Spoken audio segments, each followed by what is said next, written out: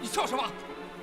你呀，还是不够聪明。哦，倒想听听。当然，你马上就会明白了。动手！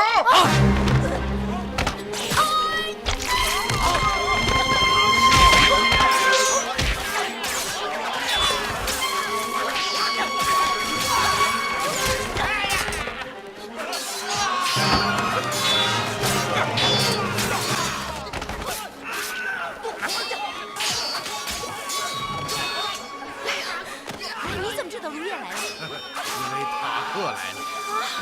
我明白了，如燕和李朗一直在洛阳监视他们。对。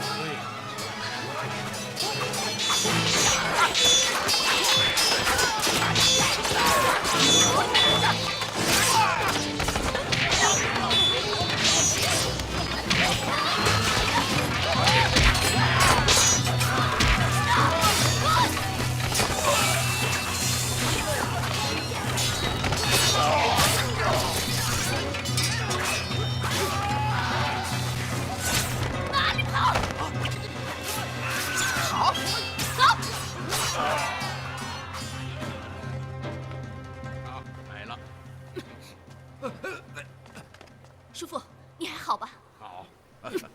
怎么样？还有什么要说的？没有了。是谁将你放出天牢？是南山。南山到底是谁？他穿着套头的黑斗篷，我看不清他的脸呀。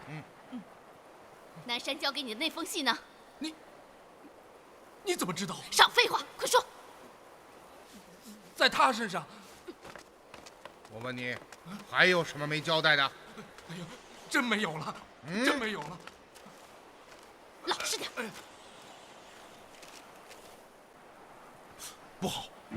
怎么了，叔父？追兵马上就要到了。啊？什么？南山在信中说，你料到我会来此调查，因而将追兵引往上清寺，让了银等人立刻撤离。也就是说，追兵已经尾随而至。正是。大人，怎么？山下有大队骑兵向上清寺而来。啊！快来人呐！别歇在这儿！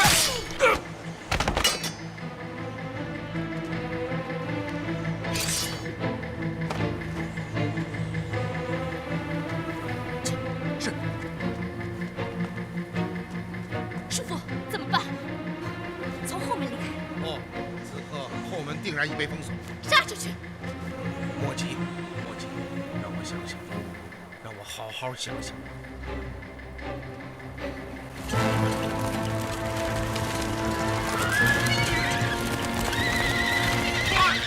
下马！包围寺院！快！郡王，你怎么会知道狄仁杰在上清寺中？嘿嘿，大哥俩，这已经不重要了。今日活捉狄仁杰，这才是大功一件。放心，这件功劳记在你大哥俩身上。就算本王为上次之事给你赔罪了啊！郡王言重了，我只是……好，包围已经完成，众军进攻，给我冲进寺去！快点，快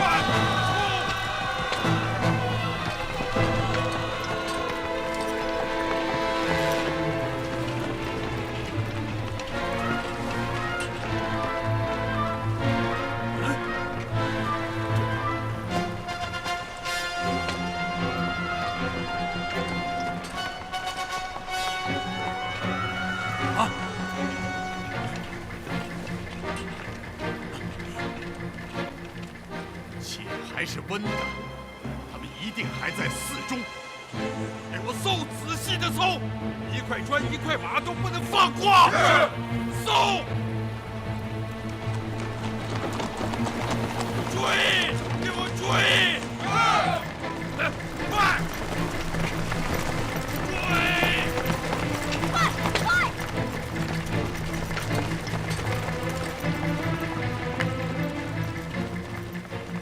快！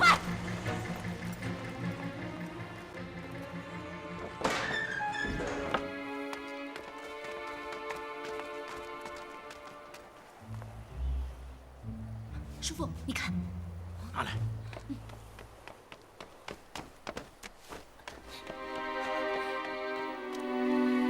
来，我们从后门悄悄地离开。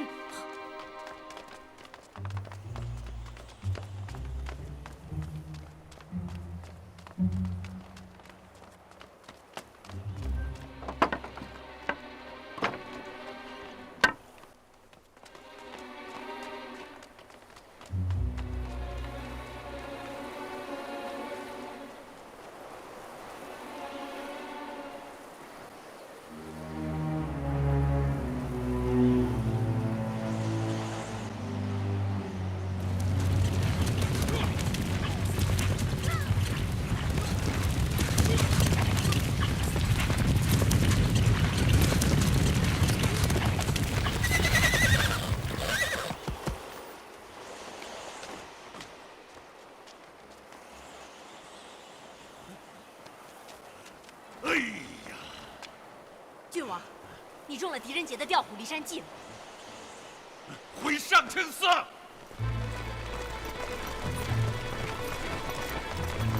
搜，给我仔细的搜！大哥领，发现了什么？没有。大哥领，郡王，庙内没有可疑迹象，但卑职发现后门不知为什么人打开了。哦，那后门通向哪里？通往后山，下山之后便是官道。哦，他们一定是翻过后山，奔上官道了。他们带着银马车，怎么可能翻山越岭呢？我想，他们一定是将银马车藏在一个隐蔽的所在，而后才来到上清寺街头。大哥领，事不宜迟，追吧！集合队伍，继续向东追赶。是。上！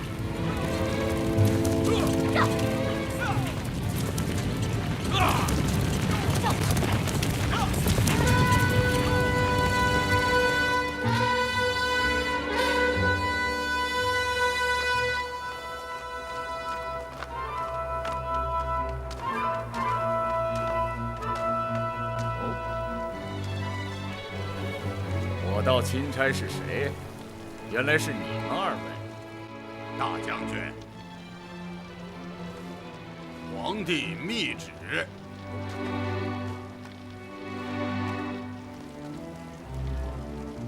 啊？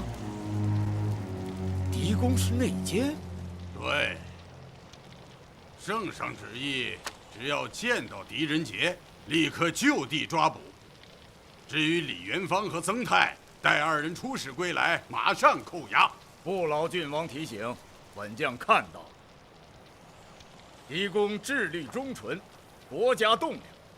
他要是内奸，哼，这朝廷上下恐怕有一大半都是内奸。哎，大将军，此言不妥吧？哦，倒要领教。狄仁杰暗通突勒，证据确凿。圣上英明睿智，识破奸党，此乃社稷之大幸。大将军似乎不该这样说吧？英明睿智，我看不见得吧。大将军，你这是擅谤圣上，大不敬之举呀！朝政就坏在你们这群马屁鬼的手里。什么皇帝英明睿智，什么社稷之幸，简直是放他娘的狗屁！老子当年被人诬陷通敌，也说证据确凿。若不是狄大帅，我早就客死异乡了。不由得，老子实话告诉你，今天这番言语，你大可一字不漏地告诉皇帝，就是当着他，老子也是这几句话。他有眼无珠，冤陷功臣，早晚有一天会自食恶果。王秋杰，你这是要造反啊！老小子，你听说过一句话吗？叫“将在外，君命有所不受”。老子镇守边关，连皇帝的圣旨也可以不听。就凭你，竟敢站在我大将军府的将台之上，诬指本将谋反！来人，大将军，把这个老杂毛拖出辕门砍了！哎，不！我是朝廷郡王圣上的侄子，你不能杀我！走，大哥领啊！救命啊！大哥领！且慢！救命啊！大将军，刀下留人。怎么？你要为他求情？哼！你们那位在朝中可以横行霸道，可到了我敦煌，最好老实点，否则连你们一起收拾。哼！大将军，你都没有听我说什么，就要收拾我们那位，这也太说不过去了吧？你说吧。狄国老被人冤陷，逃离洛阳，很有可能来到敦煌境内。都给我退下！是。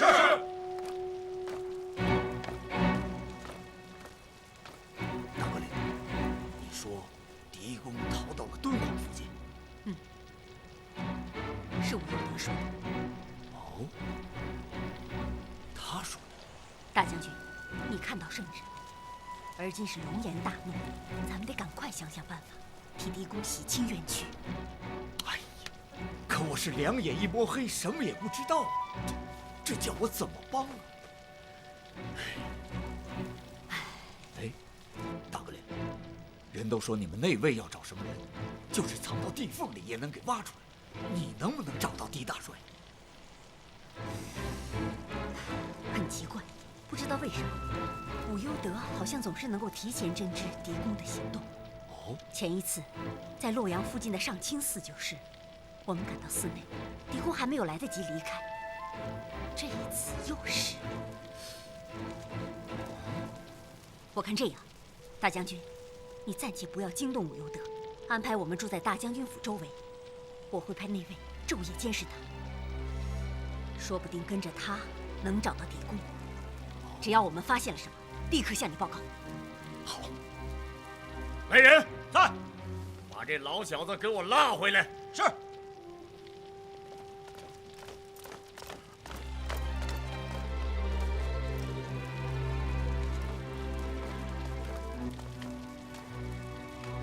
若不是大哥领替你求情，今日你这颗项上人头就难保了。是。你给我记住，这里是均州，不是洛阳。胆敢违反将令者，杀无赦。明白。自今日起，二位就在大将军府的后园下榻，一切行动均需通过本将批准，否则休怪本将无情。是。刘副将，在，大将军，你立刻引领二位钦差到后园下榻，将同来的大队安置妥当。是。二位钦差，请随末将到后园吧。请。张副将，在。你见过狄大帅吗？带上10个弟兄，全程查找他老人家的下落，一旦发现，立刻将他接到府中。记住，要绝对保密。是。大帅，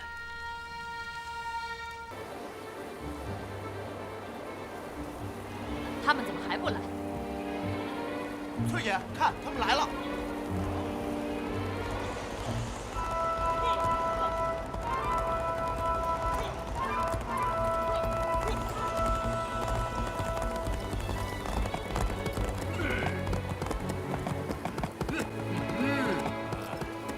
小翠呀，真没想到你还是个江湖奇人。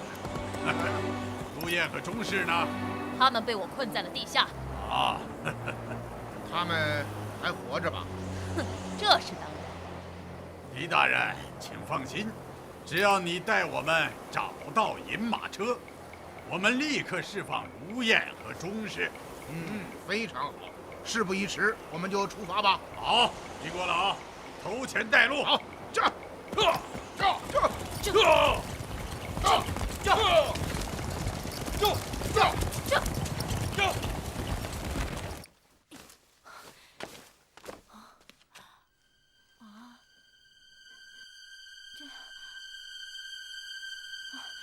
朱爷，这绳索只有5、6丈，恐怕不够长啊。说不得，只能试一试。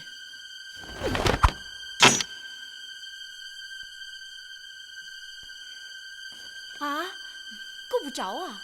哎呀，绳子挂在了半空，够都够不着，怎么上去啊？闭嘴，看我的！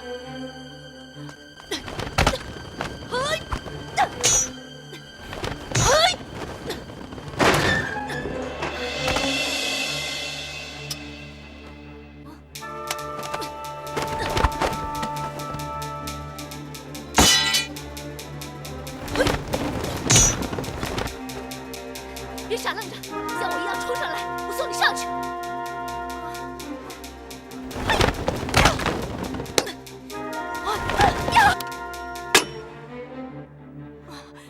快，尽力向上爬！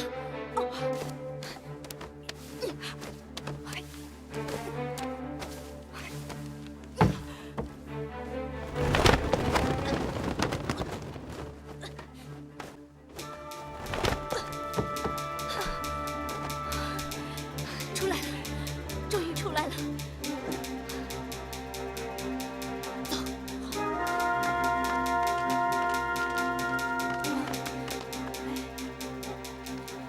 没有门窗，怎么出去啊？必须找到启动机关的消息册。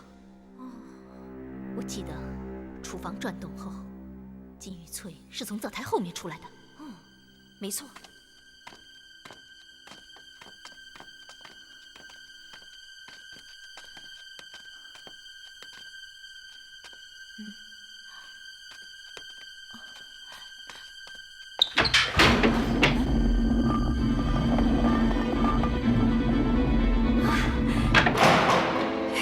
开了，我看见了，还有你说，表达一下心情嘛。走。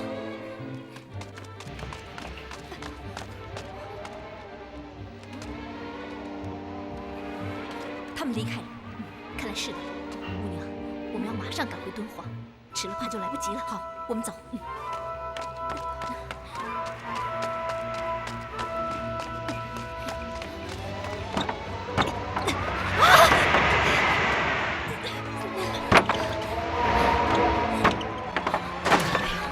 光顾着紧张，把冷都忘了。走，回房穿上衣服，否则会冻死在半岛上不可。走。好了。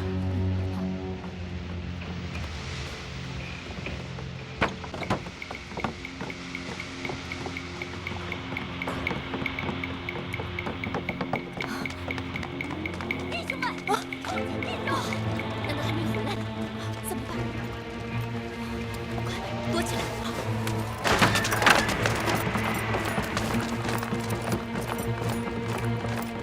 搜，给我仔细搜！是！小队，跟不上！让小队留下！是！你看清楚，快点，快吴优德来到了这里，看得清清楚楚。他在店里待了2个时辰才离开，离开后又去了哪里？向西走了大约10里，钻进一大片胡杨林，便不见了踪迹。那你们为什么不继续是追踪？怎么这么耳熟？在胡杨林里转来转去，跟丢了。是小翠。废物，一群废物！哼，连个老头都盯不住，竟然让他从你们眼皮底下溜走，想我们还有什么用？还不快搜！是。凤凰，凤凰，是我，凤凰。大格岭，是你们？你们怎么会在这里？我们狄国老呢？被他们抓走了。被谁？武优德？武优德，武优德来过这里。不是武优德，那你说狄国老被谁抓走了？被这儿的店主金玉翠。哎，凤凰，你怎么会到这儿来？嗨，还不是为了找你们？找我们？是啊，我和武优德奉旨，率内卫追赶你们。这一路上，我觉得武优德总是鬼鬼祟祟，不知道为什么，他总是能提前知道你们的下落。哦，到敦煌后，我和大将军王孝杰秘密商议，决定派内卫暗中监视武优德，通过他找到你们的下落。几天前，负责监视的那位回报说武攸德趁夜离府，我命他们随后跟踪，这才找到了这座客栈。是这样，凤凰，事不宜迟，我们立刻赶回敦煌，面见大将军王孝杰。我叔父的性命就在我们身上了。哦，有人要对狄国老下毒手。来不及解释了，我们边走边说。好，立刻返回敦煌。是。走。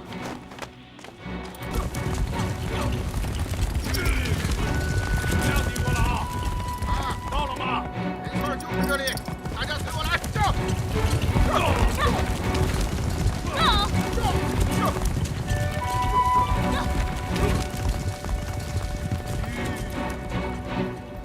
大家下马吧！下马！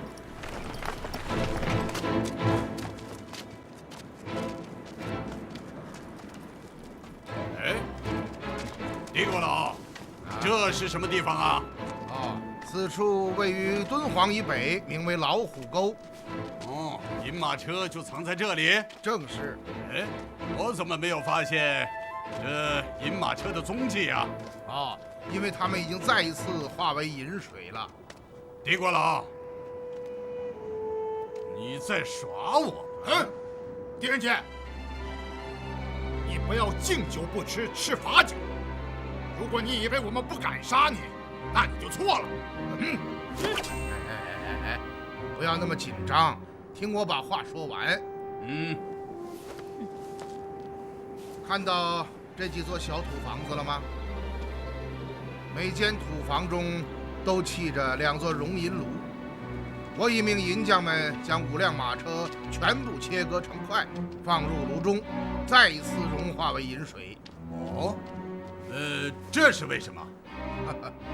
洛阳事发之后，银马车已成追踪对象，皇帝必然会严令内卫、各地军府及州县严加查查。再以马车的形貌招摇过市，定然无所遁形。因此，我才招来银匠，将马车再次加工。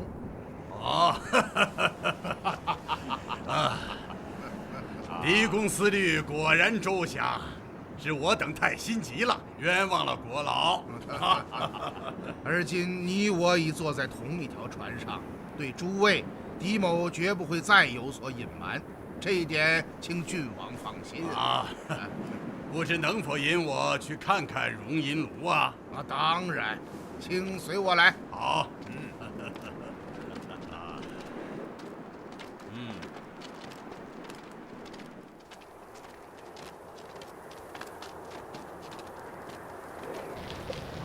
郡王，请。好，国老，您回来了。李勇啊，你们辛苦了。不辛苦，都是应该做的。郡王啊，看到这些银水了吗？只待所有金银全部融化成水之后，银匠们便要重新翻铸。好极了，国老请放心，只要金银到手，我立刻给圣上具表，为你洗清冤屈。多谢郡王。这北山12汉极尽巧思，将劫夺来的金银铸成了马车。不知这次狄公要铸成什么呀？这就要看郡王的了。看我的？正是。此次范铸的器型要由郡王亲自定夺。有意思。郡王啊，这里炎热狭小，我们到前面的屋中训话吧。好，郡王请。好。是。郡王，请。好。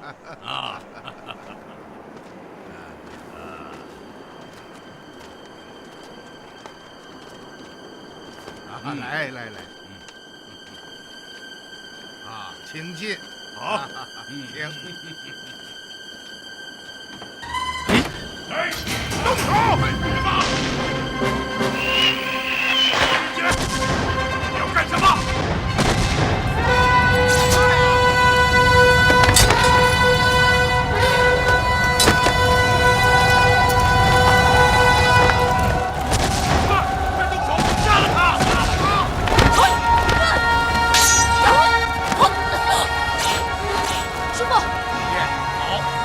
正是时候。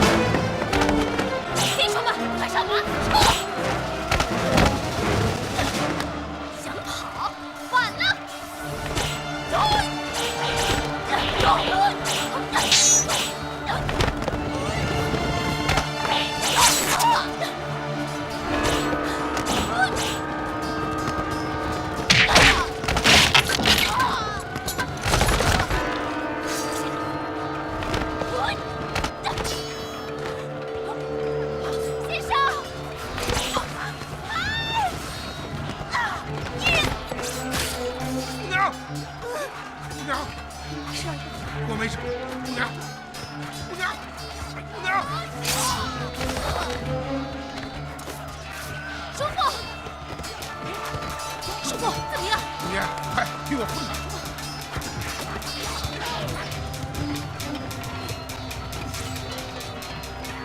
啊，簪子是有毒的。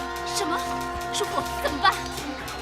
要立刻封堵他身周的经络，令毒素停止运行，而后尽快将毒吸出，否则就来不及了。那您快动手啊！顾燕，我必须要揭开五娘的衣服，才能看到伤口。男女有别，如此做法实为不妥。然救人要紧，你得给我做个见证。哎呀，叔父，都什么时候了，你还管这些？快动手吧！这。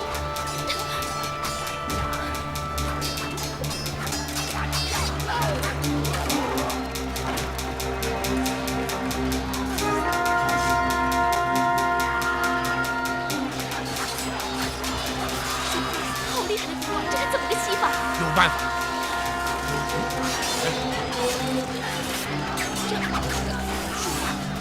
这是什么？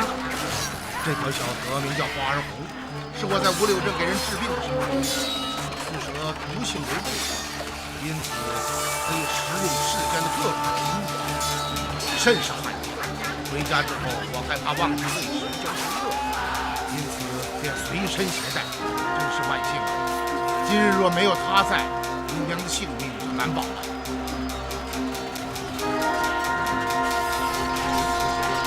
叔父，您看，紫黑色退下去了。放下武器！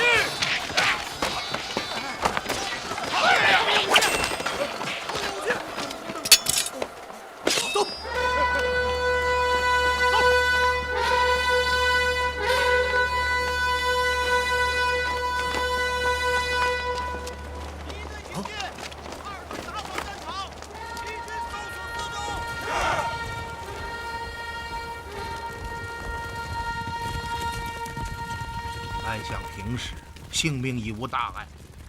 到了镇店之上，买些解毒药敷上，过不了几日便可痊愈了。哎，金玉翠呢？被我杀死了。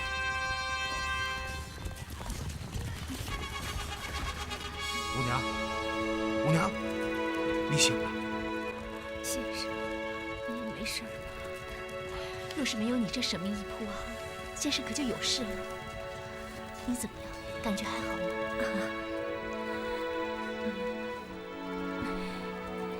没想到我也能为先生尽一份微薄之力。姑娘啊，从洛阳狄府，你扮作异人救我逃生，到今日舍身替我抵挡暗器，你是在用生命保护我。狄仁杰欠你良多呀！别这么说，这都是我心甘情愿的。好了，你身上的剧毒刚劲，少说两句吧。闭上眼睛休息休息。对对对，不要再说话了啊！保存体力，好好休息啊！大帅！啊！大帅！哎呀，小姐，小姐，你还安好吗？好，我一切都好啊。伯老，大哥，狄某逃难途中多承照应，一时感激不尽。今日你又背逆圣意，与小姐共同救助我这天子第1号钦差，狄某真是无言可表心中感佩之意。好了，您就别说客气话了。凤凰从来没有怀疑过圣上的判断，只有这一次，从一开始我就觉得是陛下错了。我狄仁杰能蒙诸位朋友信任于私，虽死无憾。大帅，你这是做什么？当年我王孝杰被诬指为反贼，是大帅命元芳将我救出契丹，返回崇州。今日大帅遭人陷害，孝杰敢不用命？孝杰大将军啊，真是了得，在大将军府当堂抗旨，怒斥南平郡王，险些将武攸德就地斩首。小杰，我大帅，你这个谢字再也莫要说出口了。哦，这件事啊，还多亏了凤凰，为了给你洗清冤屈，他派人跟踪武攸德，这才找到了如燕他。大哥令，小姐，自今日起，我们已是文景之交。叔父，凤凰率内卫跟踪武攸德赶到聂家客栈，正值我和舞娘逃出升天，我二人将前因后果对他演讲。我们立刻率内卫返回敦煌搬兵，大将军二话没说，马上率右卫卫前营，昼夜兼程，终于在昨日午后赶到老虎沟。好啊，你们来的正是时候。今天我可以告诉大家，南平郡王武攸德，便是继沙尔汗之后另一个隐伏在朝中的大内奸。哦，南平郡王是内奸？正是。沙尔汗化名为北山，而武攸德就是南山。他是南山？正是。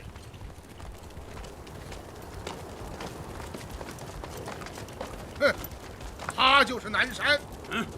王大将军，大哥领，别让狄仁杰跑了！闭嘴！武攸德，你这个奸贼，你以为我会和你同流合污、沆瀣一气？你以为我会助纣为虐，帮你去做那等禽兽不如的勾当？实话告诉你，早在小刘庄上清寺，我就已经断定，你就是隐伏在朝中的另一个内奸南山。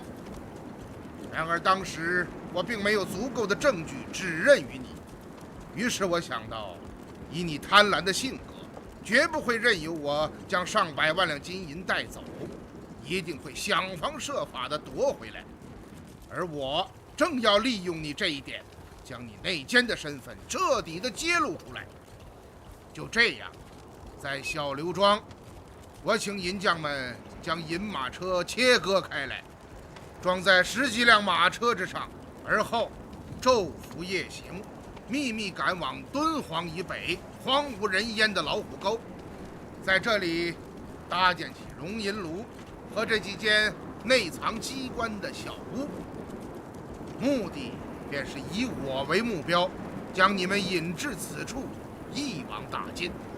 果然，在宣化堡，堡主赵永荣反常的举动引起了我的注意，当时我就感到机会来了。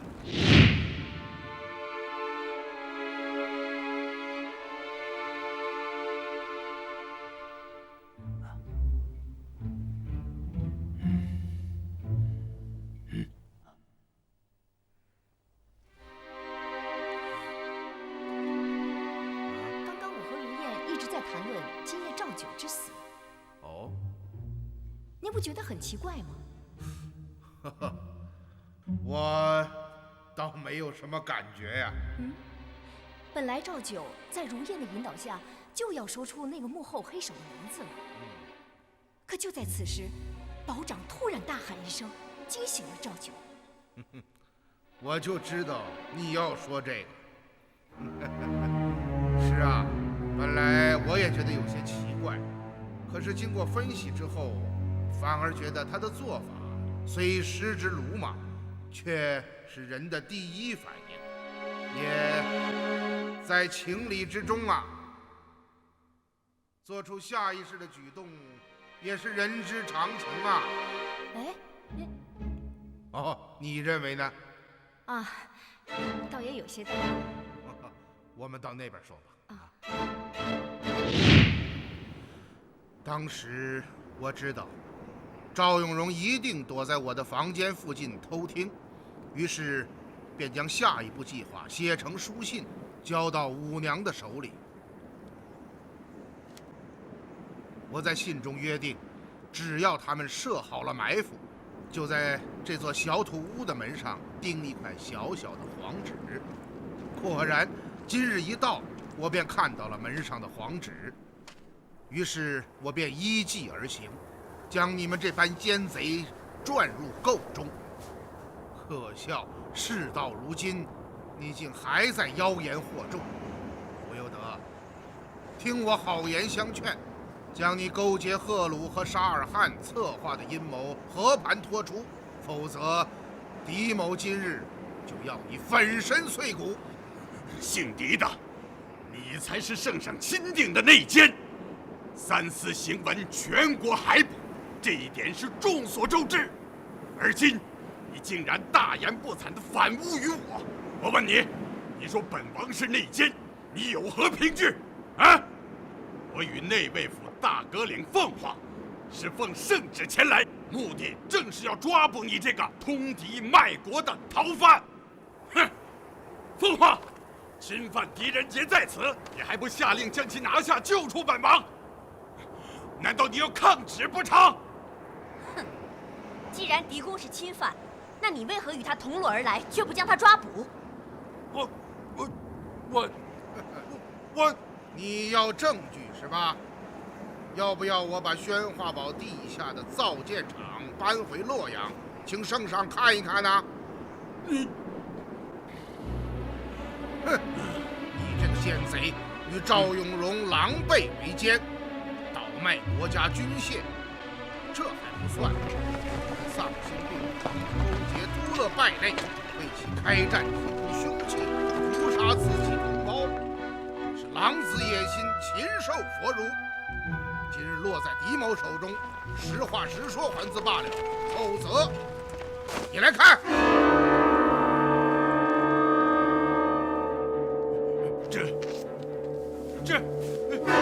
这是什么东西呀？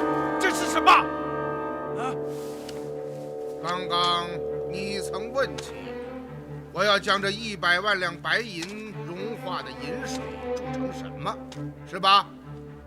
呵呵，你马上就要看到了。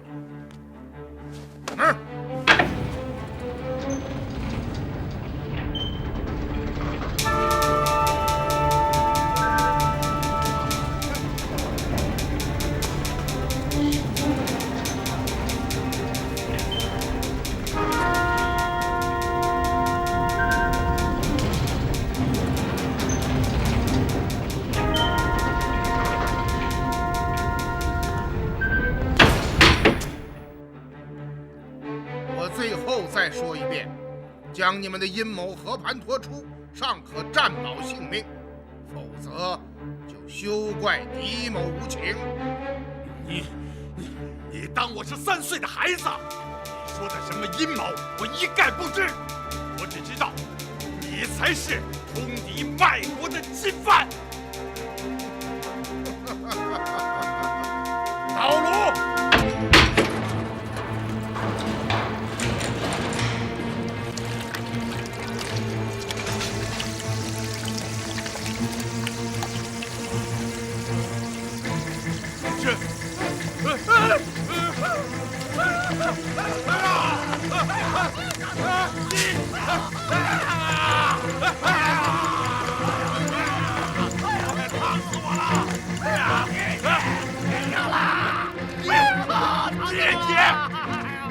擅自私刑，威胁国家军略，你烫死我了！停！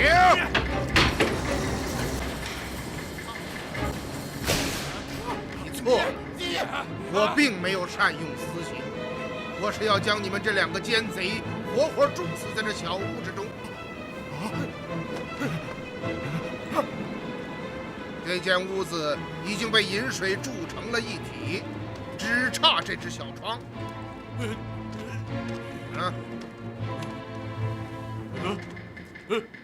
帝国佬，我求求你，别再教了。你想知道什么，我都说，我都说啊。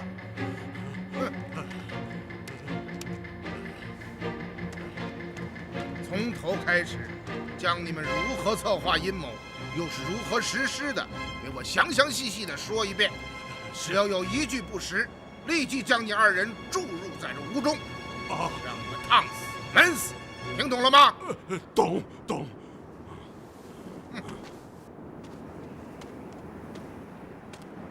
说。事情要从1年前说起。当时，你正在调查我与赵永荣倒卖羽箭的案子。我闻听此事后，心中非常惊慌。由于这宗买卖的前客是沙尔汗，是他作为中间人帮我联系上突勒将军齐格，来购买我的剑支。于是，我便将沙尔汗请到府中商议。沙兄啊，现在狄仁杰已经盯上了我，再查下去，恐怕我将数万支羽箭卖给齐格之事，便要露馅了。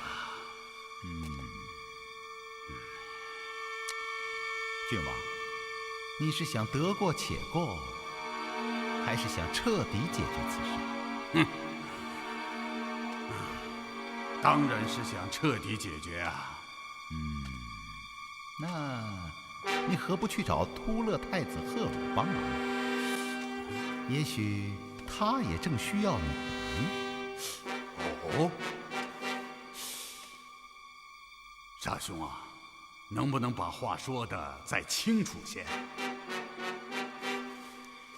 郡王可能知道，赫鲁是夺路部贵族的首领。夺路五部是非常好战的部落。赫鲁本人又与大周有不共戴天之仇，因此他早就想与朝廷开战。然要开战，就必须要除掉2个人，一个是突勒的吉利可汗，另一个狄仁杰。说的一点不错。如果你们能够互相帮助，何愁大事不成？话是不错，只是我与赫鲁素不相识，不知谁能与我引荐呢？郡王啊，远在天边，近在眼前。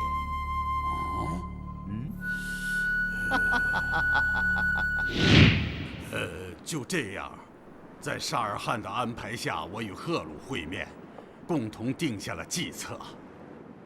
由于沙尔汗是皇帝的宠臣，因此他从圣上的口中得知将要与突勒和亲，并下旨善金局制作黄金大盘，赠予吉利可汗。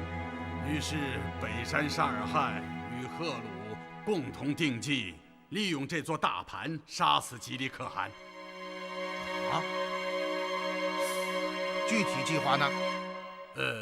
具体的步骤是这样的：沙尔汗将大盘铸好以后，便将其孪生兄弟雅卡招到神都，作为他的替身，而他则赶往月之国，在那里铸造了一座同样的黄金大盘。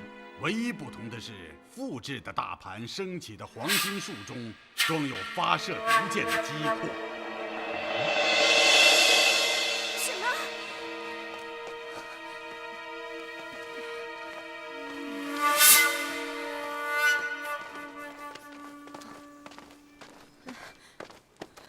你说，住在我家的真是沙尔汗的孪生弟弟？对。他为什么要这样做？沙尔汗与雅卡虽然是孪生兄弟，但雅卡却不会制作金银器。在整个计划中，沙尔汗是不能替代的。那后来呢？沙尔汗在月之国将复制的黄金大盘铸好后，便留在那里等候，只待和亲使团来到突勒境内，便由赫鲁指挥的御风者在半路截击，将使团逼往月之国。那里的国王差赤惧怕赫鲁，答应协助沙尔汗用复制的大盘替换原盘，这样在吉利可汗打开大盘升起黄金树后，便会立刻被毒箭射死。好毒的计策！大帅，而今这条毒计已经成功了。什么？千军斥候探报，吉利可汗被我大周派去的和亲使团刺杀，死在牙帐之中。吉利可汗宾天了。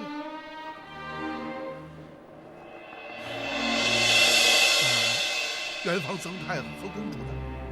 叔父，元芳他们都不知去向。吉利可汗宾天，这就说明两国战祸已起。武攸德，你们的目的终于达到了。我明白了，你们整个计划的核心部分，就是由北山沙尔汗和赫鲁利用黄金大盘设毒计刺杀吉利可汗，而你，则是利用那枚仿制的大汗之戒来灾害于你。正是。我早就知道，吉利可汗曾经送给你一枚虎头飞鹰的大汗之戒，于是我对赫鲁和沙尔汗说，要想置你于死地，就必须仿制出这枚戒指。吴攸德，你可真说得上是绝顶的聪明。我，铁勒曾经说过，大汗之戒乃是波斯金银器巨匠沙伯略所打造，极尽复杂，没有图纸根本无法完成。沙尔汗是从何处得到的图纸？这我就不知道了。哦，不，真的，我真的不知道。你继续说吧。3个月后，沙尔汗拿来大汗之戒，因为我也从来没有见过这枚戒指，心中还有些半信半疑，可他却很自信地说，绝对是与原物一模一样。这样，我才拿着这枚戒指找到了一名死士，化妆成突勒奸细潜入洛阳，故意被内卫发现，这样才有了后面发生的事情。哼，奶奶的！早知道是你们的诡计，一早就应该砸了那枚烂戒指，烧了书信，宰了假奸细，让你们都白忙活。你怎么不说说善金局结案呢？那是突如其来的事情。赫鲁潜入洛阳，在响花楼与我和沙尔汗会面。突然说起要开战，缺少羽箭。对了，还有一事需二位相助。何事？与大周开战需要大量的弓箭，我夺路部所备本就不够，可恨吉利可汗为怕我私自与大周开战，日前派虎师前来，将所有弓箭全部收缴。第一，时机未到；第二，有虎师拱卫，我也不能与他公然翻脸。至此，不知奈何。机会倒是有一个，但必须要太子殿下的御风者帮忙，不知意下如何？这一点不成问题。3个月后，请太子殿下带50名御风者到洛阳，机会就出现在那时。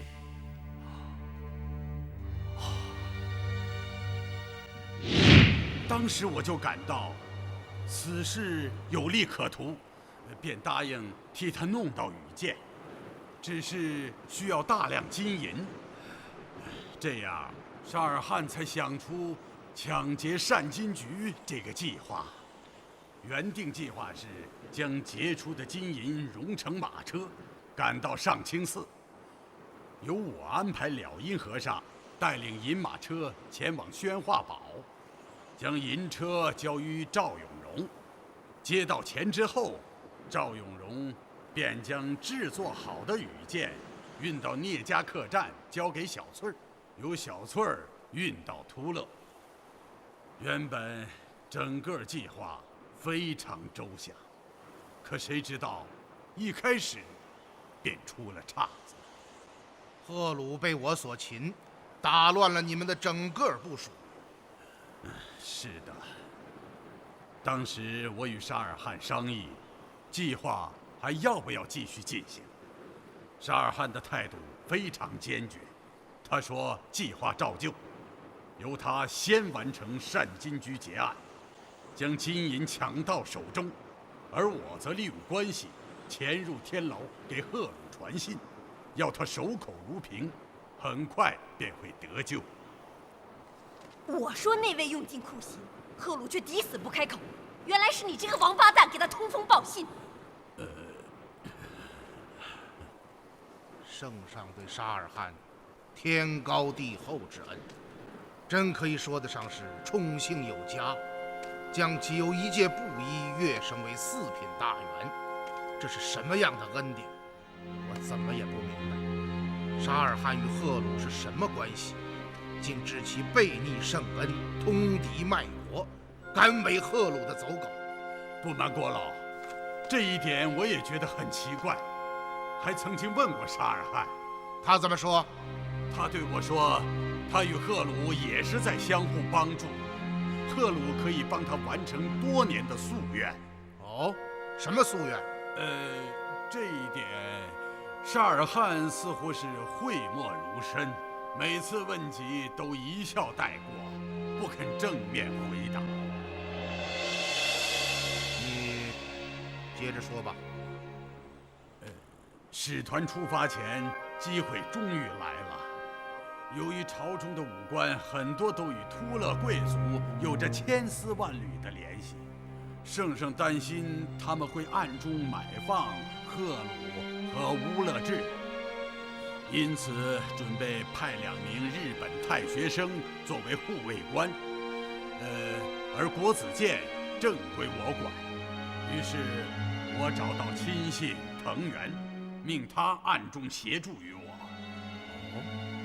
护卫官有泽理会和一支古马旅是藤原的人。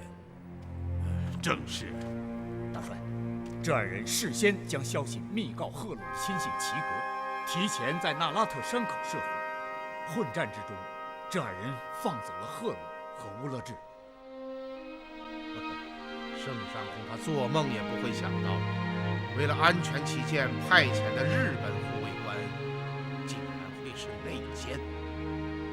虽然如此，有泽理会和一支古马旅却并不知就里，他们还以为自己是在执行皇帝的旨意。也就是说，是你和藤原欺骗了他们。正是。你们可真是处心积虑啊！本来我与沙尔汗将一切计划得非常周密，可是没想到单金居结案竟然被你破获，银马车没收归官。我本想放弃计划，可当时的情形已事成骑虎，我只得暗中与赫鲁的亲信齐格联络，请他协助我实施灾害计划。至于后面的事情，你就都知道了。乌优德呀，常言道，虎毒不食子。迎阳公主是你的亲生女儿，你竟然明知她此去变成祖上鱼肉，却还能忍心行此等毒计，真是心比蛇蝎狠，血如玄冰寒。你们为了一己之私，助纣为虐，置2国数10万百姓的生命于不顾，公然刺杀吉利可汗，引燃2国的战火，真是罪无可犯，死有余辜。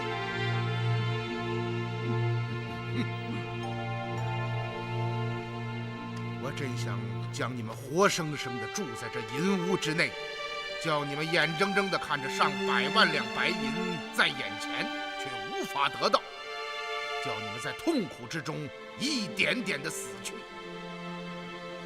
可是我不是你们那种残忍之辈，更不能背信弃义，即使是对你们这样的大奸大恶之徒，但是相信我，你们会得到应有的惩罚。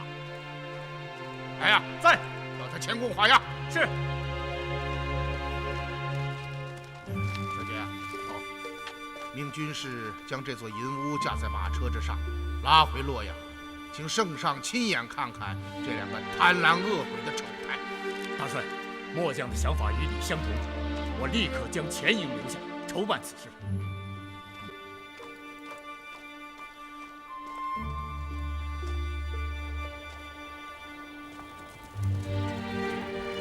可汗陛下，谁知5年前十国一别，进程永绝。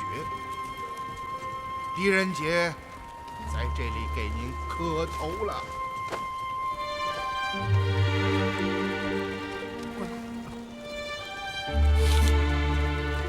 叔父，别难受了，快想想现在该怎么办。为今之计，我们要立刻赶往敦煌。一来为五娘治伤，二来一旦元方曾泰脱险，定会首先回到敦煌与孝杰会合。叔父，如果他们没有到敦煌呢？那我们便乔装改扮，潜入十国和月支。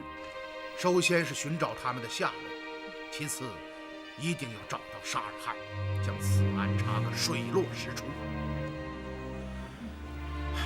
而今两国战事方起，但愿我们的努力还不算太晚。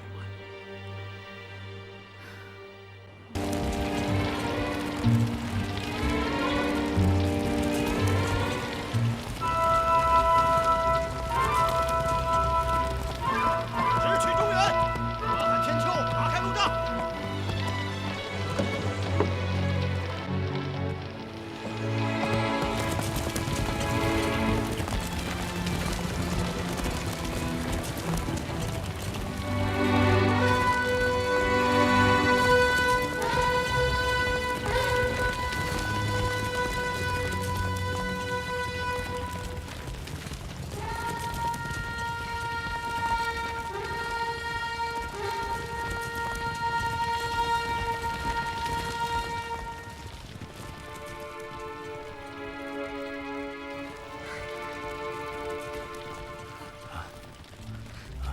必须要大闹一场，惊动敦煌的守军，才有机会进城。太好了，我早就等着这一刻。你说吧，怎么了？每人取一支火把，点燃附近的帐篷，用突勒话不停地喊：“大驻军打来了，快跑啊！”可是除了你，还有谁会说突勒话呀？对呀，我教你们。我可真笨呢，快教我，别耽误时间。记住了，拿着奥德索格里威尔啊，拿着奥德索格里威尔。记住了，记住了，分散行动，只要营内乱起，便到此处汇合，听懂了吗？明白。去吧，走，走走。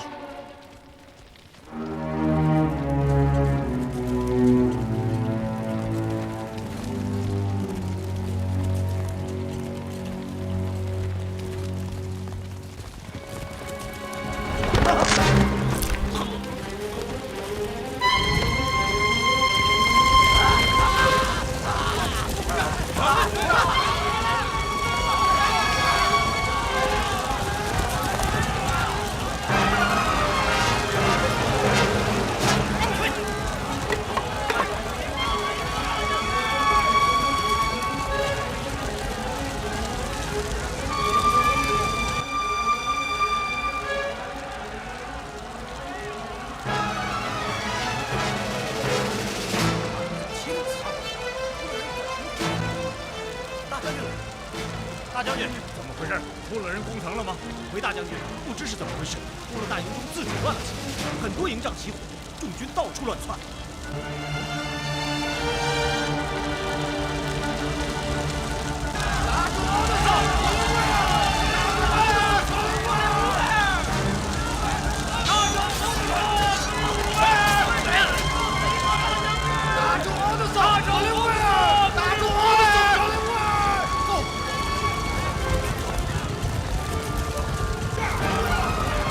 大驻军在哪儿？在哪儿？在那边！追！好，快追！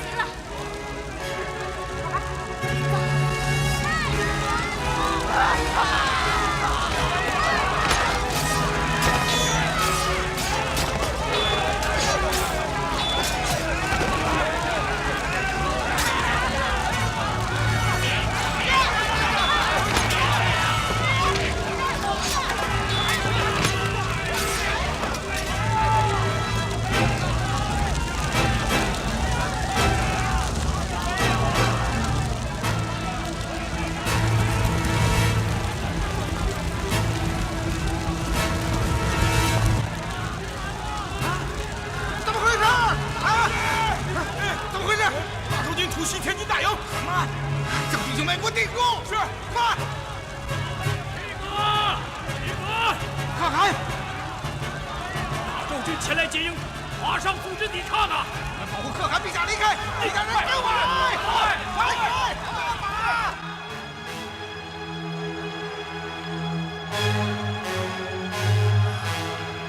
机不可失。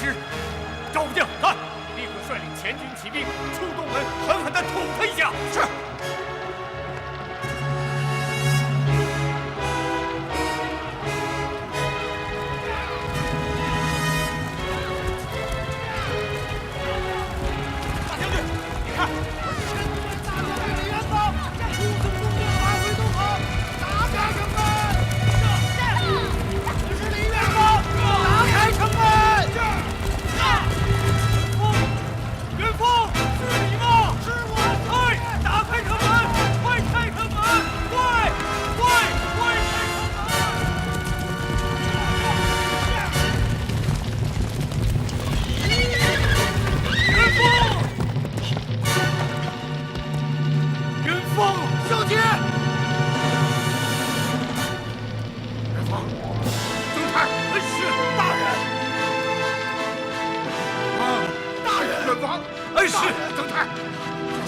快起来！好啊，不愧是英勇神武的大将军，保护公主安然返回，好啊！大人，你还好吗？我懂。元芳，元芳，如燕。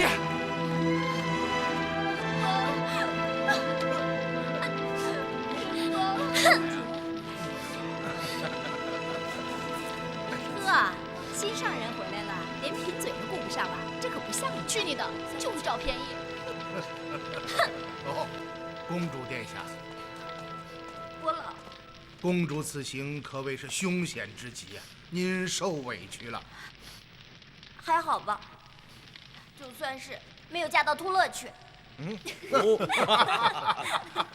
大人，元芳无能。上负圣上天恩，下愧大人教诲。此行非但未曾谋和，反而断送了吉利可汗的性命，更险些使公众罹难。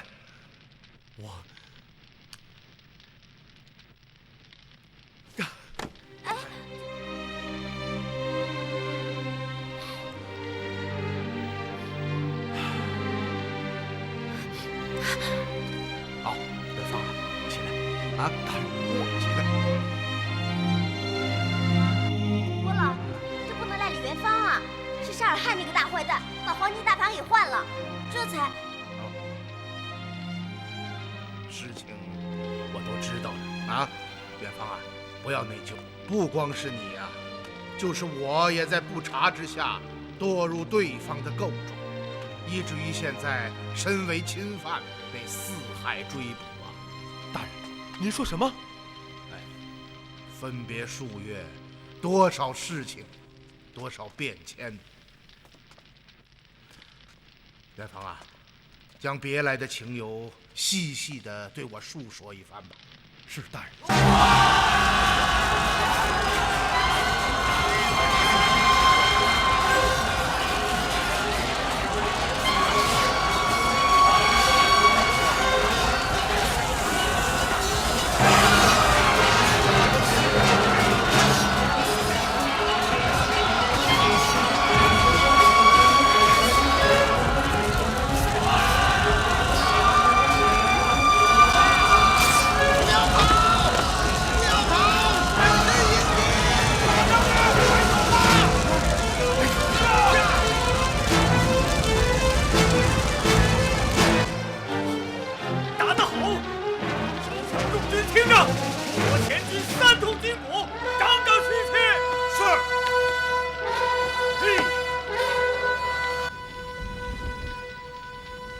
这样，真想不到，这一次竟然大人都被歹人冤陷，以致亡命江湖。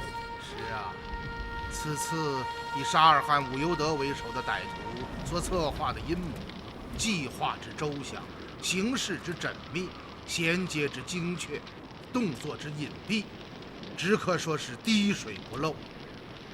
我们虽然抓住了他们一些小破绽，破获了善金局劫案和银匠失踪案，却并未触及到阴谋的核心，以致引发了一系列惨重的后果。吉利可汗宾天，我身遭冤陷，逃出洛阳，使团全军覆没。你们和公主更是险些横死大漠。所幸的是，我们并未沉沦，及时拨乱反正，令事情终于出现了转机。而今南山武攸德受缚，北山沙尔汗也露出了狐狸尾巴。我们的当务之急便是要将整个阴谋彻底查清，亡羊补牢，消弭战火。